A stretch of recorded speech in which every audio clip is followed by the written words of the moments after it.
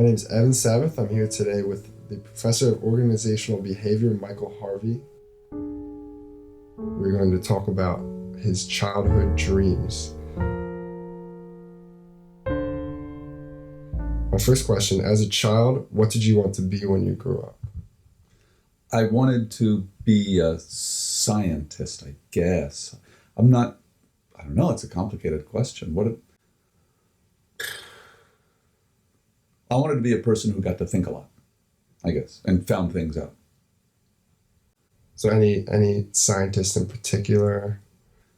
Carl Sagan was my favorite, who's my big scientist hero back then. Isaac Asimov I liked too. He was a scientist who became a science fiction writer.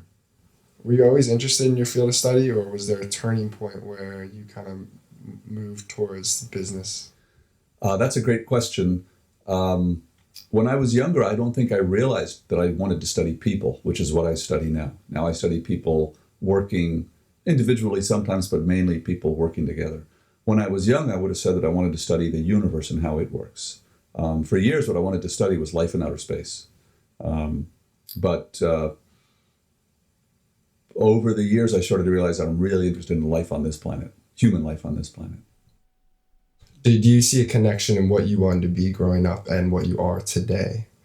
And does that all kind of come together to you, or the contrary?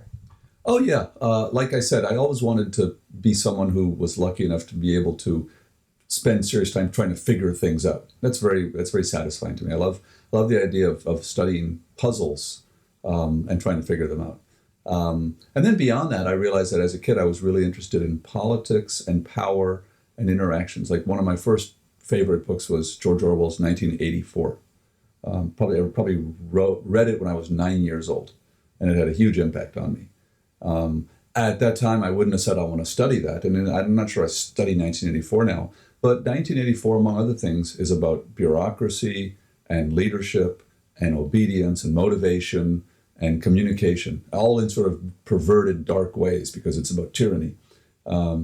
Oddly enough, I mean, that remains one of my favorite books, and I study those things now. And I'm interested in when leadership and communication and motivation go well, but I'm also interested in when they go badly, or maybe they're turned to bad purposes. So, for example, it's kind of cool to study Apple Computer, a really successful company. It's also really interesting to study ISIS, a terrorist group, which is also really effective at motivating people, having a common vision. So I guess in a way there are real continuities between the stuff I was interested in when I was young and the stuff I study and teach about now. What brought you to the Washington College Business Department? I was living in Milwaukee. I applied for a job, and I was lucky enough to get a job offer from Washington College. I was back in 1998. I remember I came for my job interview on the Thursday before spring break, and I stayed in Brown Cottage, which is just down the road over there. And I remember at night through the window hearing hooting and hollering and shouting. It was the Thursday before spring break, so people on campus were having a good time. And I remember thinking, what the hell is going on this campus? I didn't know that it was almost spring break, and it was a Thursday to me. So, but we got over that little bump. I really liked the people I interviewed with. They liked me enough to make me an offer, and it's been a great fit. Do you think your 10-year-old self will be proud of your accomplishments today? That's a great question. I mean, my quick answer is yes, but let me just kind of sort of think it through. I always knew I wanted to be a dad. I'm a dad. I'm happily married and a father of two great kids. That's a lot to be proud of. I'm not in prison. I'm not bankrupt. I don't have any horrible, dark secrets that I'm carrying around with me. I haven't written a great book. I'm not world famous. I think my 10-year-old self would be a little disappointed. Dude, how come you're not world famous? But I was a kind of a snotty, highfalutin 10-year-old. So I think I would say back to that kid, you have no idea how hard it is to become famous. If you are just known by the people you work with, that turns out to be okay to me.